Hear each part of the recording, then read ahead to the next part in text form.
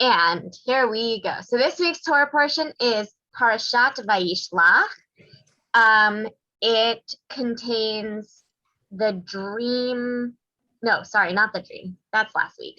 It contains the wrestling with the angel. I guess that could also be a dream. Unclear. But Jacob and Esau are going to reunite.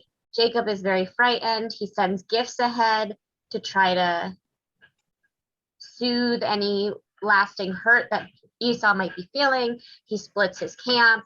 He doesn't sit with or spend the night with either halves of his camp. He goes off on his own, and he is attacked inexplicably by a man. And then when after some struggling, the man says, "Let me go, for dawn is breaking," because apparently this man is also a vampire. And then Jacob says, "I will not let you go unless you bless me." So the man blesses him and gives him the new name Israel. And then the brothers, the next morning, they do reunite. Esau is also maybe a vampire, depending on what commentary you read, because when they reunite, it says Esau fell upon Jacob's neck, and the Hebrew word is kiss. He kisses his neck, but the vowel is weird. Like, it's not the normal vocalization for the word to kiss. And the rabbis say normally it's a segol, nishekot, which is like 3 dots, but one of the dots is missing, so it's nishekot. So they say it looks like, teeth marks, like bite marks, like snake bites or whatever. So it's to teach us that Esau actually fell upon Jacob's neck to bite him like a vampire. It's just a fun little midrash that makes like no sense, but they just love to vilify Esau some more. Why were there vowels at all? Why are there vowels at all? That's a good question, right? Because the original didn't have vowels. So whatever version they had, they found this grammatical error in the vocalization. They decided to ascribe meaning to it, even though the vocalization was added later. Yes. Why do they want to vilify Esau? To justify Jacob's treatment of him in the 2 weeks ago Parsha, when Jacob steals his, right. Yeah. Right, his birthright. I mean, Esau just seems to be very gracious, at least in this one, I think so. And especially okay, this stuff from 2 weeks ago, he's a man of the hunt, he's a violent man, he's a very burly, manly man. Right. He doesn't care about his birthright or the blessing, like he's not, whatever. When he finds out Jacob has taken it, he says, "Oh, I'm gonna kill you," and whatever. So like, you can read that however you want. I think they're too harsh. The traditional rabbis are too harsh in their reading of those pieces too, but I think that at least their reading of that, I see where they're coming from, that Esau's too violent, whatever. He's not deserving of being the patriarch of our people. But then this week's Parsha, he's nothing but gracious. He's so forgiving, and it just doesn't make sense to me that they're still and he tried to bite Jacob's neck. I just don't feel like it tracks with the rest of what's happening in this Parsha. Anyway, so that happens. There's also I don't think I ever fully noticed this before, but Jacob just straight up lies to Esau when they part ways. I think I don't know. I didn't fully catch that before. That I knew that they parted ways, and I knew there's this conversation about Esau offers for them to journey together and Jacob declines, but I didn't realize he says I'll catch up with you. I like never really caught that before. He says, I'll catch up with you. We'll meet you in Seir. And then he just like goes straight south instead and like has no plans to go to Seir. So I don't know. Jacob's not very nice to his brother, I think. But anyway. Sounds like my family, Sounds like your family? That you said? my sisters. Anyhow, Okay. I was remembering that book that the book club read. I apologize to the people that didn't read it, but this was a book that assigned disabilities to many of the Right. many of the characters in the Tanakh, and they assigned Esau the disability of like some antisocial or difficulty with socialization. But in this chapter, Jacob seems to be the one that's difficult. He like you said, he lies. He well, imagines the worst. He has difficulty with reestablishing a relationship with Esau, whereas Esau has no difficulty at all establishing or trying to reestablish, at least on the surface. And Yeah. Jacob wasn't very nice to the men, whatever. Shem? Yeah. Yeah. And- That too. So, I mean, mostly, here's what's weird about Jacob, I think. I guess this is true about a lot of the Tanakh characters, and part of the point is to make them very human, and nobody is always one thing. But Jacob oscillates a lot between being very crafty and like knowing how to make things happen for himself versus being very passive. So in that scene, after Shem has laid with Dinah, and we can talk more about what that really means too, but after that scene, he like doesn't really say much. You know, he's kind of reluctant to give her to Shem in hand in marriage, but he's also doesn't appear like angry. He kind of like hems and haws, and he lets his sons really dictate the response. And I don't know, maybe that is still part of his being crafty and manipulative, that he didn't want to be culpable for the violence, but he thought like, if I just kind of am this passive in this way, it'll fan the flames for my sons to handle it. I don't know. Was it Jacob or the sons that went to Shem and said, if you circumcise all the men, then everything will be okay? It Jacob says it, but I think here, let's look at where it is. I think the sons kind of suggest it. Where does it happen? 34.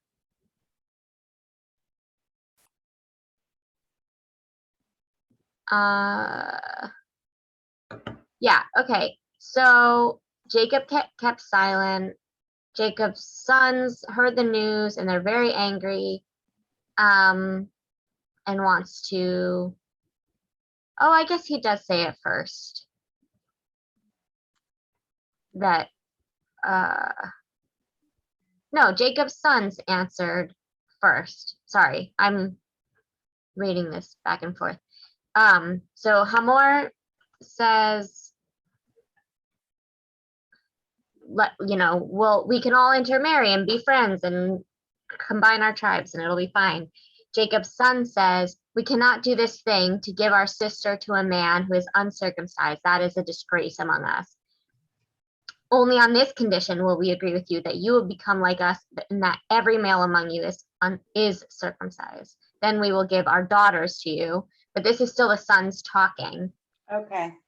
And Hamor and Shem agree to this, which, like, it's good to be king, right? That you get to just decide this for all of the men in your village without consulting them. And they do it. and then the sons slaughter all of the men while they are on their sick beds, or however you want to call it, while they are healing. Then they go in and pillage what's left. Yeah, Not nice. I agree. Not nice. Yeah. And then Jacob speaks up. Then he tells his kids that you brought trouble to me. Right after they did it all, then he says something to them. Right. Say it was wrong. He just said, you brought trouble on me. Me, right? Yeah. Yeah, and then they never actually address Dina either. They have this interaction. You know, the brothers defend Dina. Jacob says, "You've gone too far." Whatever. The like, you know, now we're pariahs. And they say, "Should our sister be treated as a whore?" And then the story just goes on, and there's no, like, they're so concerned with her, but they don't ever actually talk to her. It's You like know, the at least, what? Sorry. it's like the brothers have a genuine, heartfelt anger, where Jacob just doesn't track. Except I'm not even sure it's an anger about for their sister's sake. It's I mean, this carries over to what I've read about revenge in the Middle Eastern cultures in general. It's revenge for the name of the family, not for the woman's well-being, but for the honor of the family. For Right. the reputation. Right. And what it reflects back on the men. It should. So that's part of the difficulty of this story, right? Is that there's no ancient Hebrew word for rape. It's not clear. It's fairly clear in the sequence of verbs used in the Dina story that it's aggressive, their encounter, so we can assume. But again, she never speaks. We don't know. And like part of the problem is that it's ultimately immaterial if she gives consent, because she doesn't actually have the right to give consent in that world, in that context. So it's still a violation, even if she made some indication that she was into it, as far as the father and the brothers are concerned, because they like own her, you know? So they have this anger, but it's clearly not actually about her. They never ask her how she feels. Or like, you know, they're concerned about her being treated like a whore, but then they murder the man still willing to pay the virgin bride price for her. And like, then what happens to her? Now she's still deflowered and doesn't have a husband. Like, what in that time and place, like, what does she do? We don't know. They never tell us what happens to her next. Like, I was gonna say before, at least, Absalom also kind of uses his sister's rape as an excuse for his own agenda and his own violence. But he, at least, it's very clear in the text, he tells her, "Come with me. You can live with me. I'll take care of you. I'll avenge you." Like, he talks to her. It's still about him, like his own whatever. He kills his brother so that he can be king. But like, you know, at least Tamar has some resolution in that story. These brothers, like, Dina gets nothing. Anyway, there's that. The storyteller either. I mean, the storyteller holds her in the same Right. disregard as her brothers do. And I get that, again, another sign of the times, I suppose, but it's not important at all. She's not important at all. Right. Are there midrashim besides modern novels that that do anything, say anything? Not really. I mean, there's one or at least not that I know of. There's, there's so much Right. midrash out there, but I know of one that said at the very beginning of this piece when it says Dinah, the daughter of Leah, the daughter whom Leah had born to Jacob, went out to visit the daughters of the land. So there's a commentary there that says because she calls her the daughter of, because the text calls her the daughter of Leah, it like it communicates. Leah also is very outgoing and assertive, and so there's this like sense of Dinah goes out in the way that her mother does and like puts herself in this situation, and like basically she's asking for it.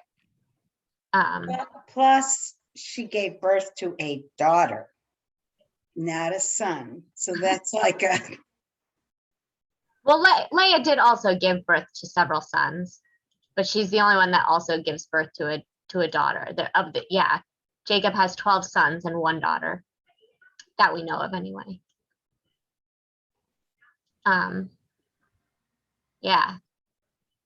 So I don't know of others that kind of fill in these blanks, but there is certainly a lot of modern scholarly writing about this story and analyzing this set of verbs. Saw her, took her, and lay with her. The by force is implied. That's not in the Hebrew, but the vayikach, vayishkev, va'aneha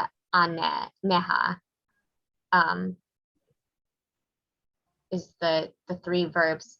Vayikach is to take, vayishkev, kav is to bed, I guess you would say, and va'aneha is like to defile. Defile is the word, really. So that's the word that gets used in any like of the sort of rape stories of the Bible, but it's not always it doesn't necessarily translate that way clearly. It doesn't have the same connotations that it has in our modern understanding. So yeah, there are some interesting essays about that and comparing Dinah to Tamar, to who else? The unnamed concubine in Judges, to Bathsheba. Unfortunately, there's several. Yeah.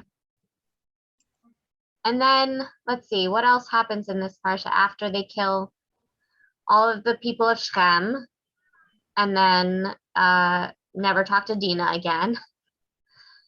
Then the family moves again, and on the way to Bethel,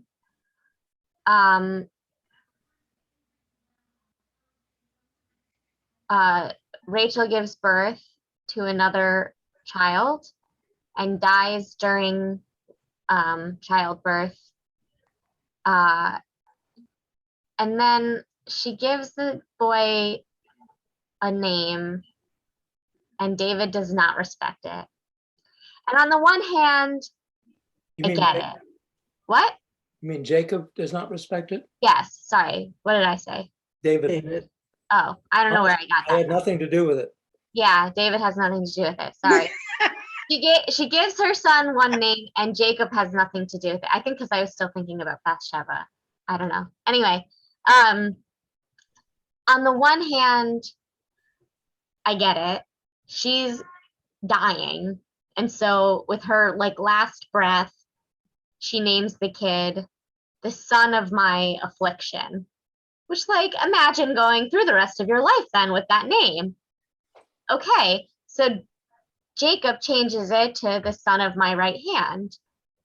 But like on the other hand, I also just feel sad for Rachel that she,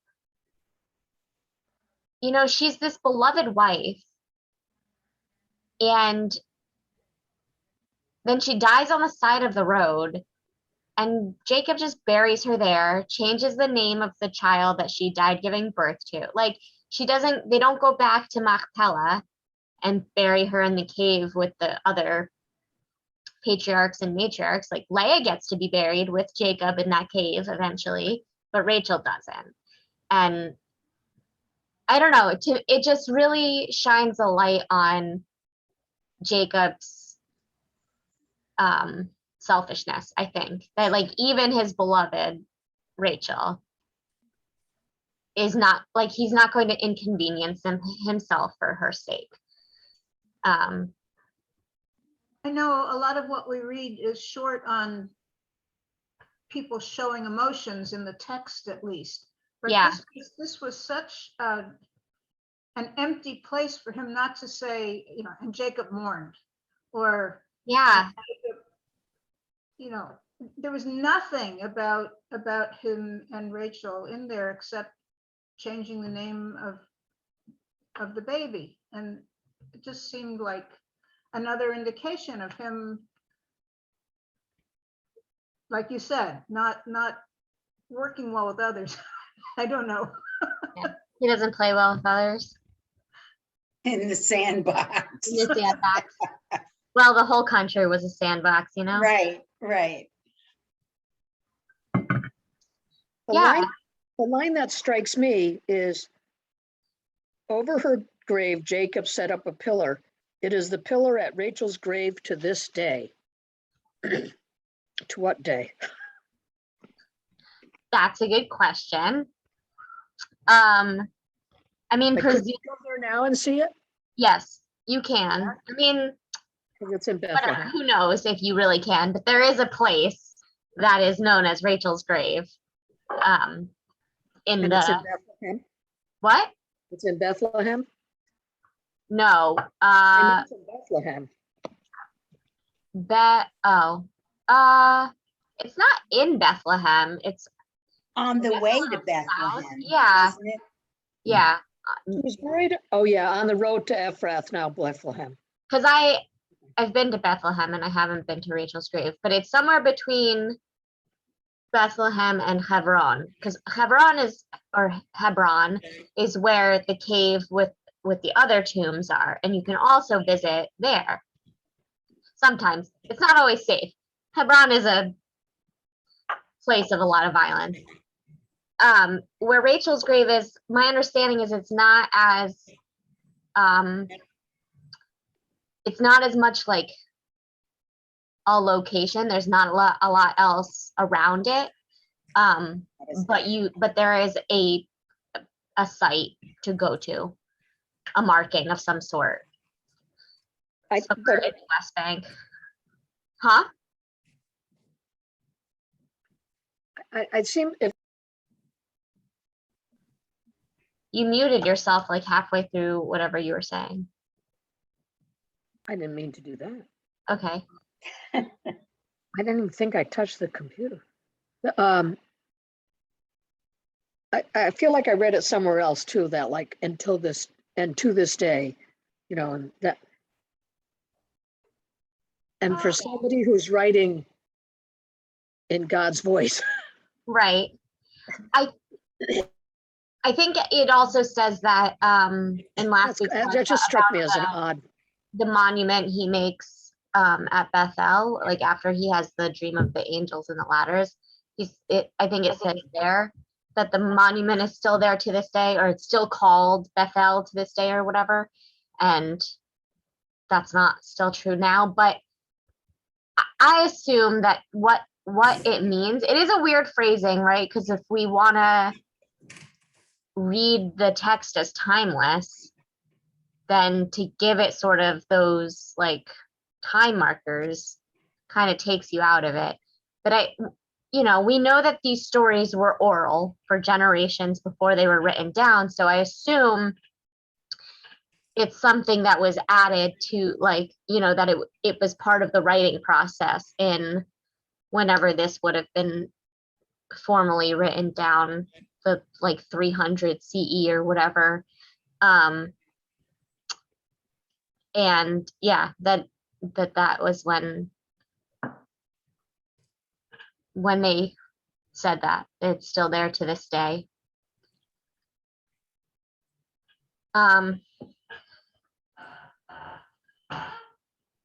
Yeah.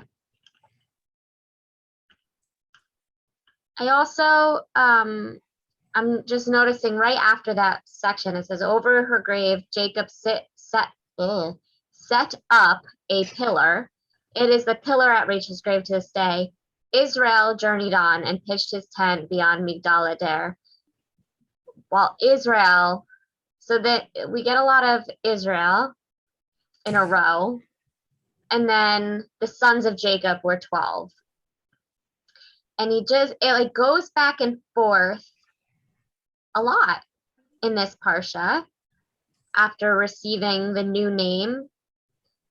The rest of the time, the names are used really interchangeably.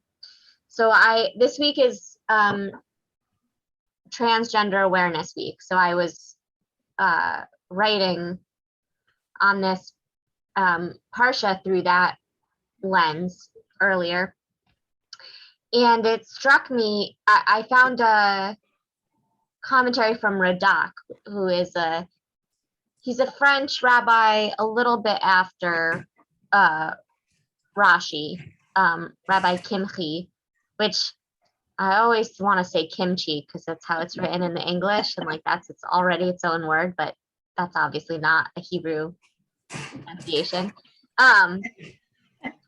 Rabbi Kimchi. I lost track of what I was saying. Kimchi.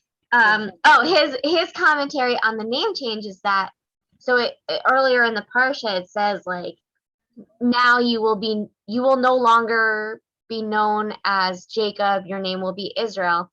But Radak points out a bunch of other places in the Tanakh where it says like, there's like a simplistic negative phrasing, like so-and-so did not die that day at the end of a battle scene where so-and-so did die along with 600 other men. So Radak says sometimes this means not only, as we see, your name shall not only be Jacob, but also Israel. And through the rest of Tanakh, they're used really interchangeably, not only through the rest of this narrative where we're talking about Jacob directly, but even in like the Haftarah, where sometimes he's invoked sort of like spiritually, the houses of Jacob, the tents of Israel, right? And so that's a distinction with, again, this is still Radak saying he draws this distinction as opposed to the name changes of Avram and Sarai to Abraham and Sarah that are complete. Like they're never known as Avram and Sarai again throughout the rest of the story. That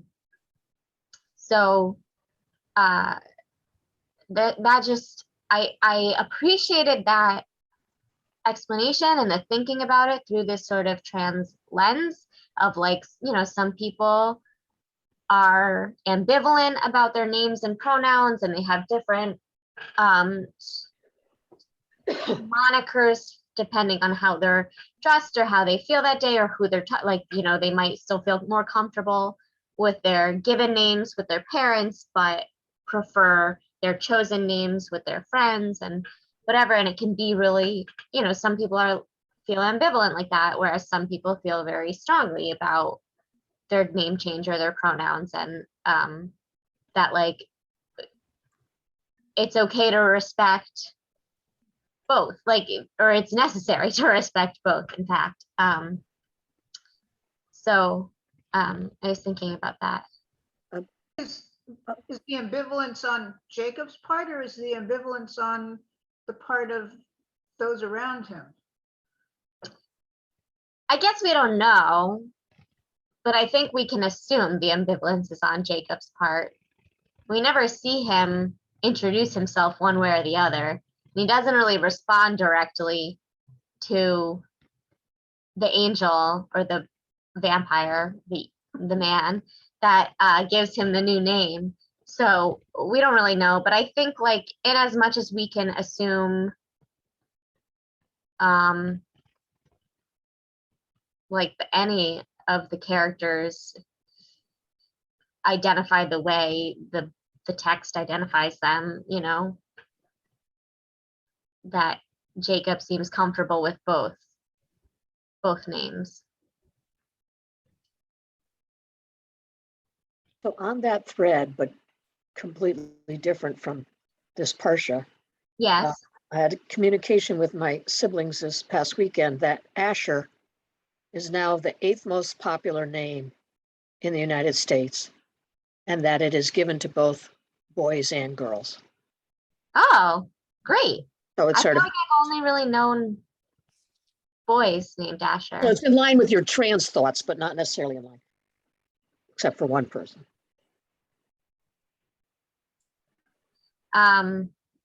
Yes, it is. I know a lot of kids named Asher. I And have one, you have one?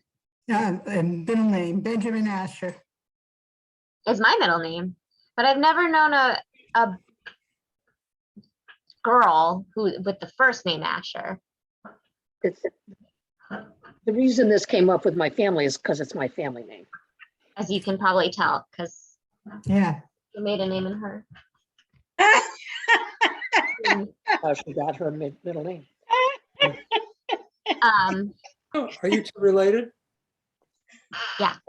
Oh, Just a coincidence, David. I'm the rabbi's mother. pleased to meet you. Thank you. Nice to meet you too. Nancy, David, Nancy. What? I'm sorry, Deb. David, Nancy, David. I was doing a formal. Okay. Sorry, I just assume I at had a this point brother, that David. everyone knows.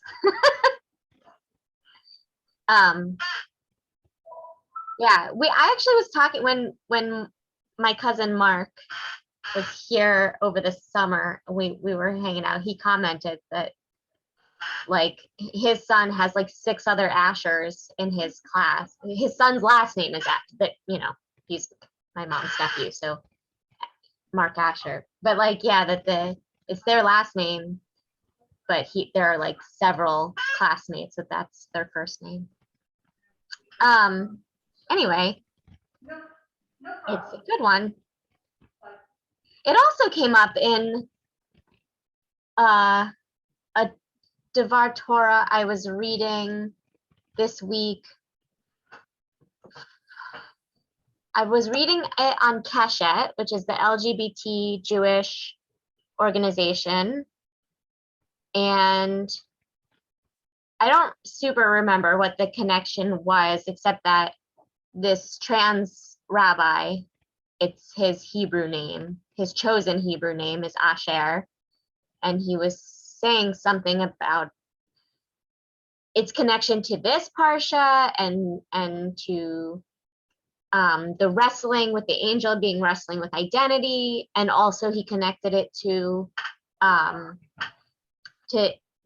line in Exodus, Ehyeh, Asher, Ehyeh, which is it's the same spelling, but it's like a very different use of the word Asher. Like Asher, the name is related to Ashrei, happiness, whereas Ehyeh, Asher, Ehyeh, Asher is also like a connecting word, like it means that or which. I am that I am. So I don't know. I feel like that is maybe a little bit of a stretch to say Asher is connected to this name of God, because it literally is just the word that in that context. But anyway, it came up there too.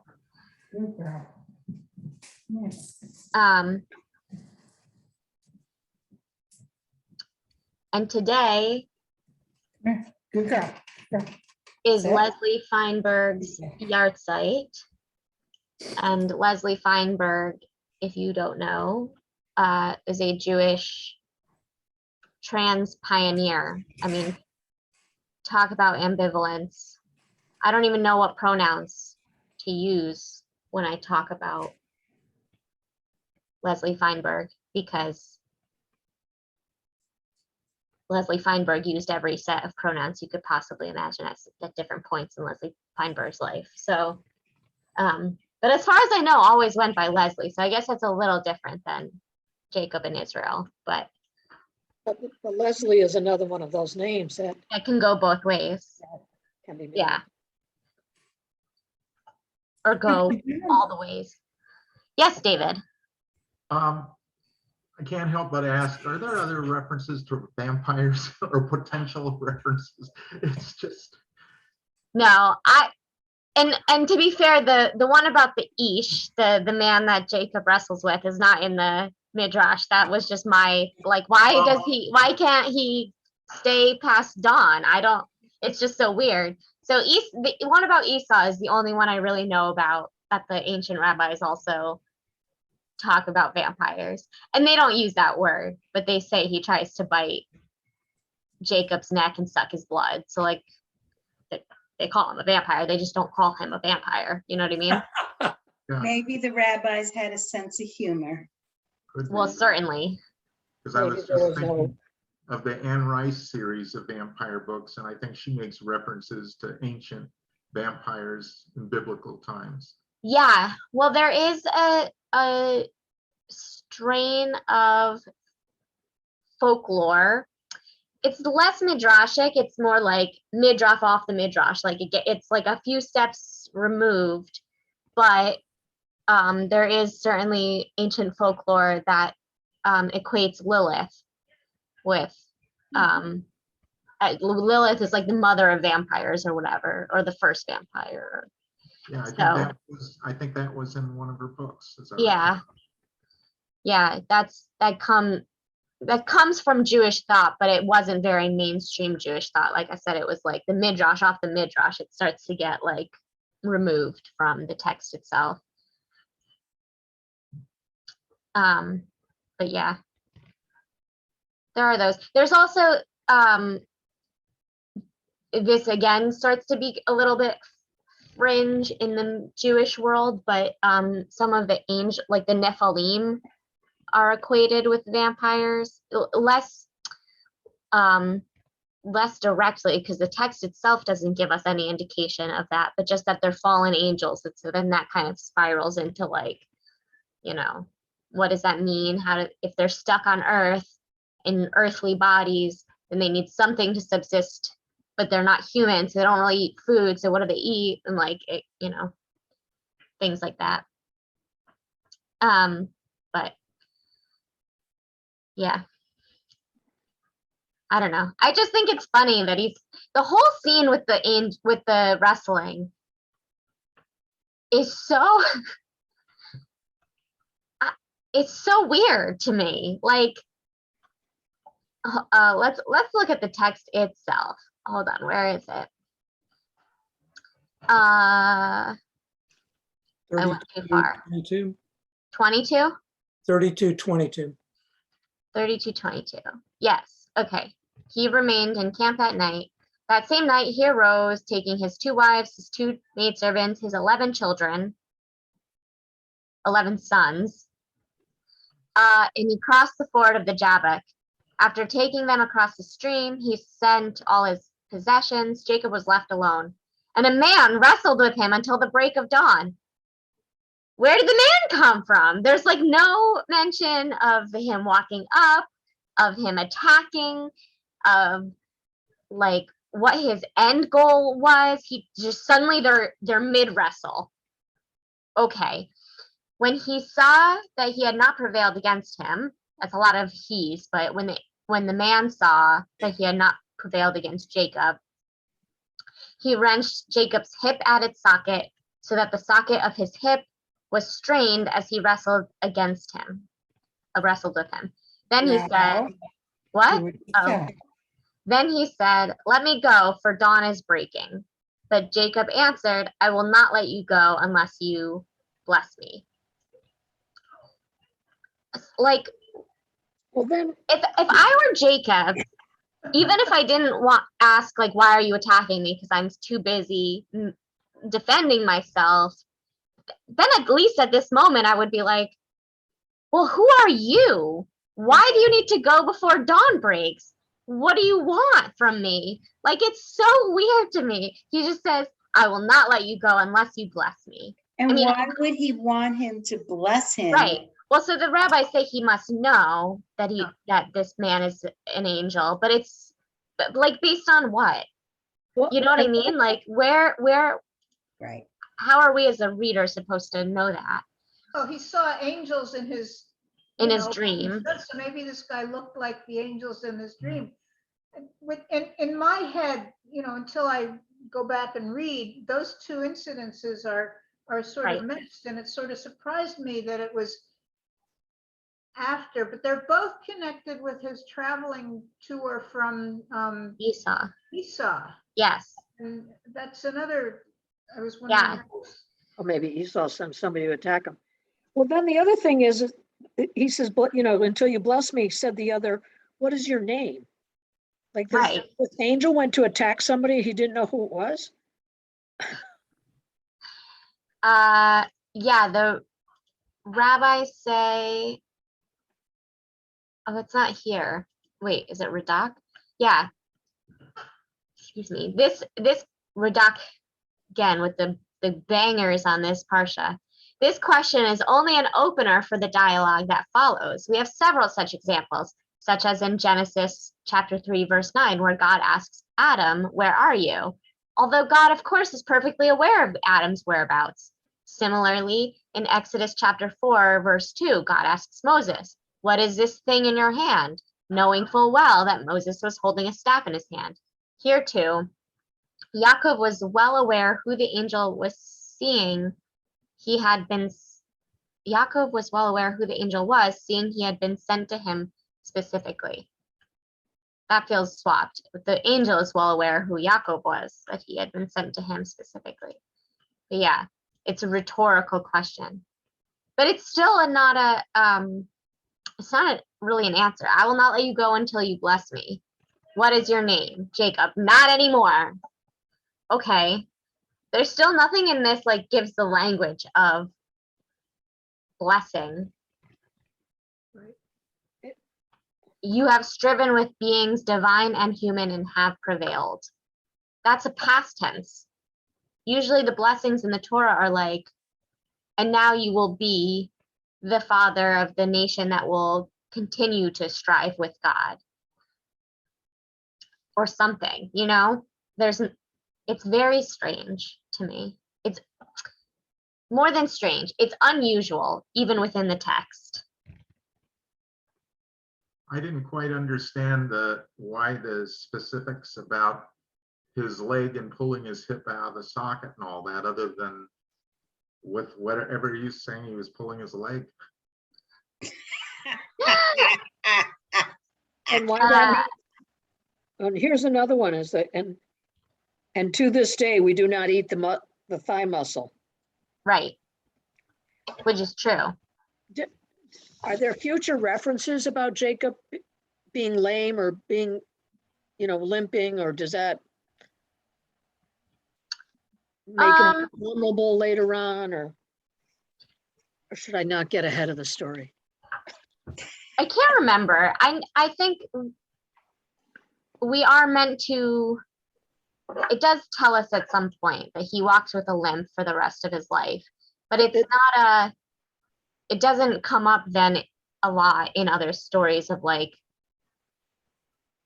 it took him so long to get to Egypt because he was limping, or like, it doesn't give us specifics like that. But somewhere the text does tell us that this was now a lifelong injury. Oh, yeah, right after, it's like the next sentence. Yeah.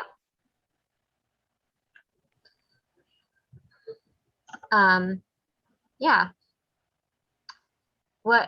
And the question, I don't know, the pulling his leg, I like that reading, but I don't know. I think it's just meant to be like they're wrestling and this is his last ditch effort to win, to try to get out of whatever hold Jacob has on him. Or pin Jacob's shoulders to the mat. Yeah.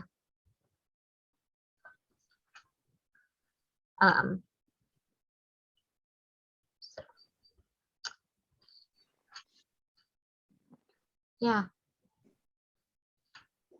Other questions? I feel like we've talked about a lot of pieces of this parsha. Yeah, Yeah. David. A verb struck me in 35:22 when Reuben sleeps with Bilhah, and it uses the same verb, at least I think, Vayishkav, that was used when Shechem took Dinah. And so does this mean that he raped Bilhah? No, Vayishkav is the bedding part. In Dina, the word ana or ve'aneha, I think is the construction. That's the part that means like she was debased Oh, okay. by it. So this is meant to communicate some level of consent. Or again, like, I don't know, if women aren't allowed to give consent, right? She belongs to his father already, but at least having already given Jacob children, she can't be ruined the same way that Dinah can. So that verb, the ayin nun hey verb is not here. But it is, if not incestuous, it's pretty close to it. Yeah, certainly by the according to the laws then that we do get later in Leviticus, like this would not be allowed. The wife of your father is not permissible.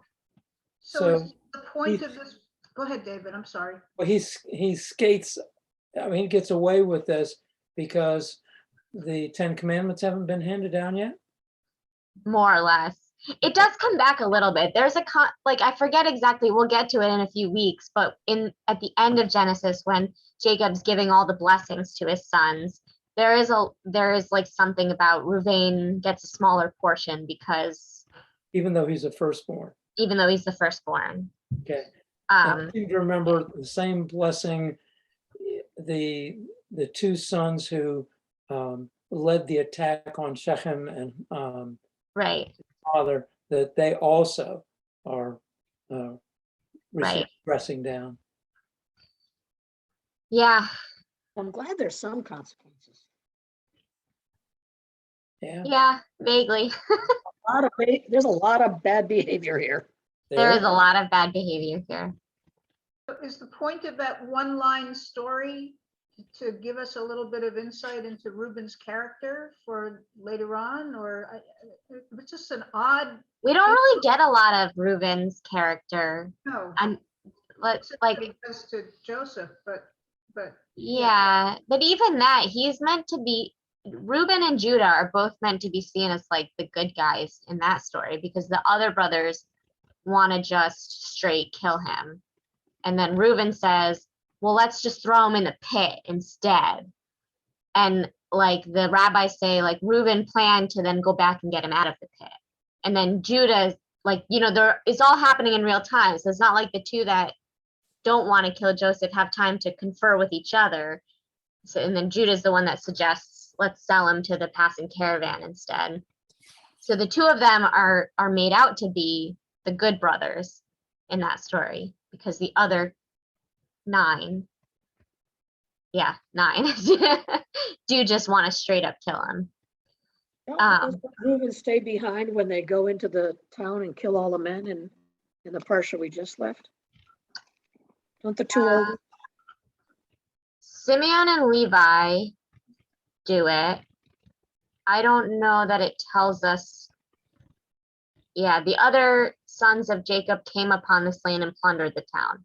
So I think only Simeon and Levi are the ones, Shimon and Levi are the only ones that really murder everybody.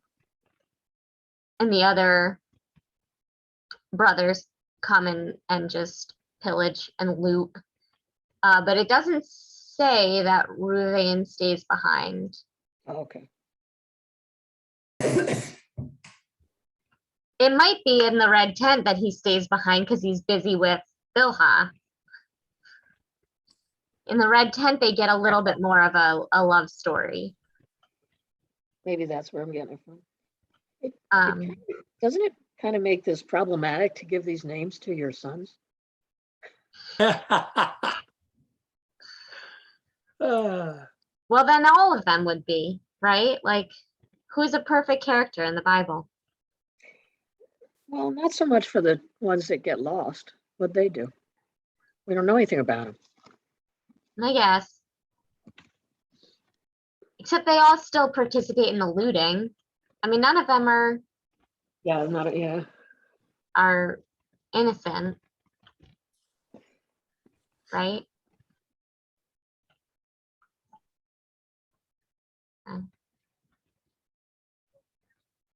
Um, wait, I wanted to go back to the Bilhah stuff. I feel like there was something else. No, maybe not.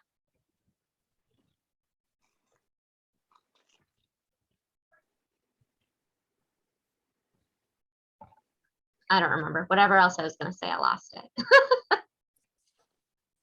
Again, I think in the red tent, they become a whole tribe, don't they? Bilhah and Reuben. I don't remember. Maybe they take, like, Reuben becomes sort of a surrogate father to Dan and Naphtali. I mean, I don't remember. Yeah, we don't know much about Bilhah and Zilpah. So it's really up to interpretation, like what the nature of this relationship with Reuben was, what the nature of the relationship between Bilhah and Zilpah and Rachel and Leah were, you know, how all of this played out.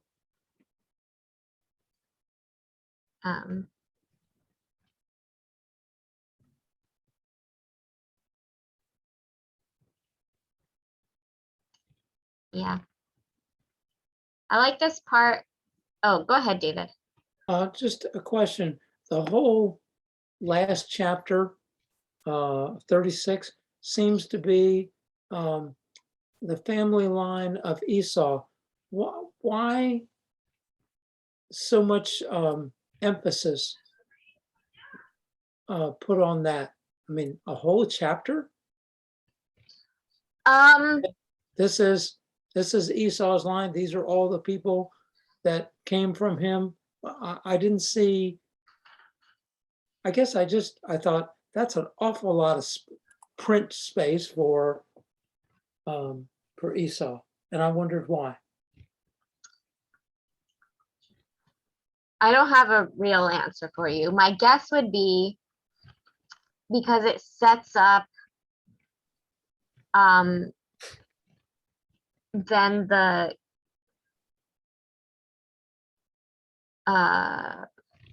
fighting is not quite the word I want, but the tension, I guess, between the Israelites and the Edomites, right? That it gives this like historical setting. And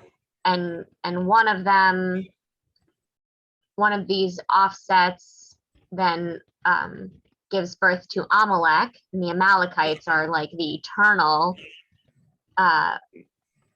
enemy of the Israelites.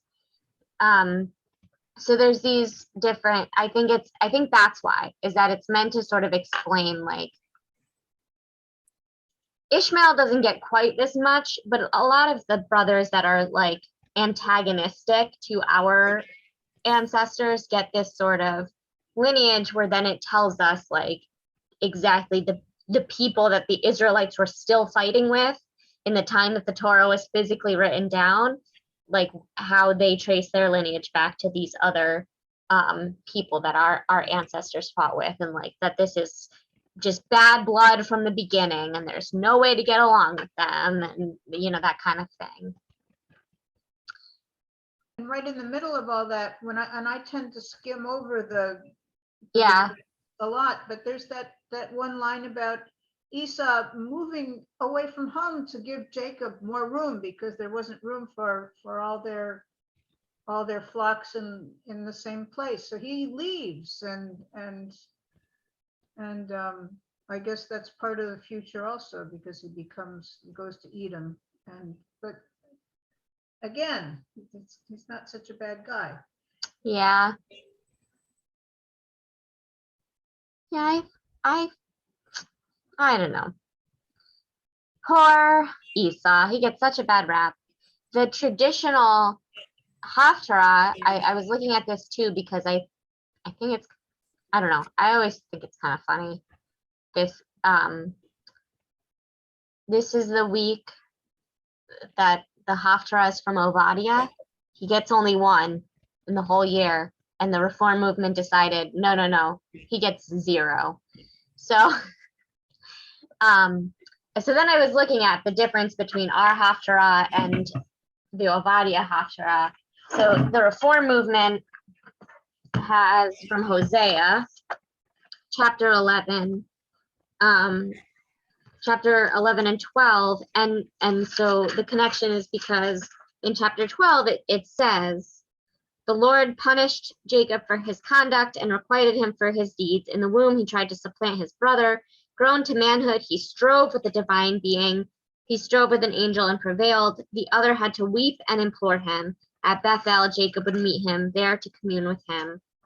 Yet the Lord, the God of hosts, must be invoked as the Lord. So there's the connection. There's the direct reference to this week's Parsha.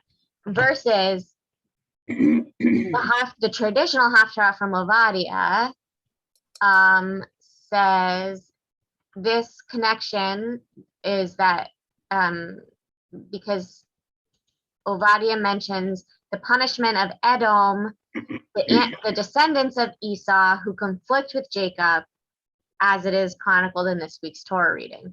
If it's not the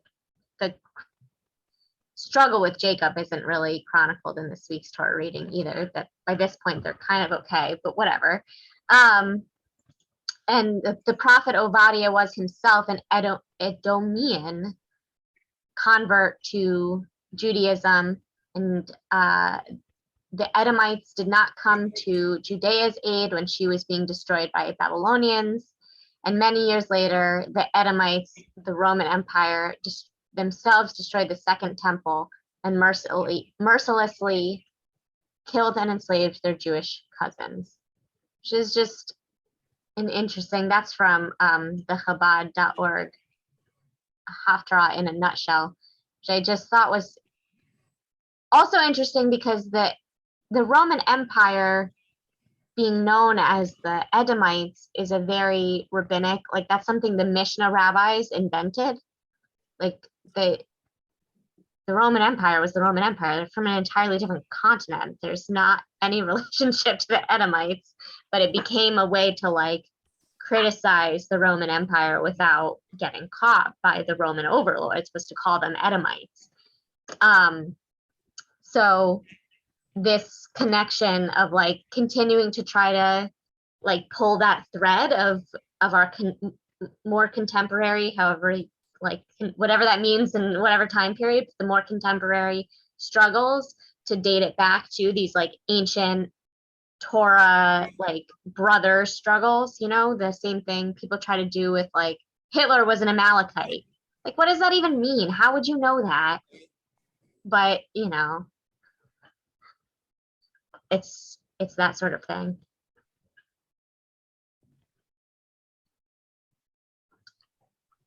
Any last questions? Awesome. Well, thank you all for studying with me. Thank Next you. week, Thank you. Vayishlach. See you then. See you.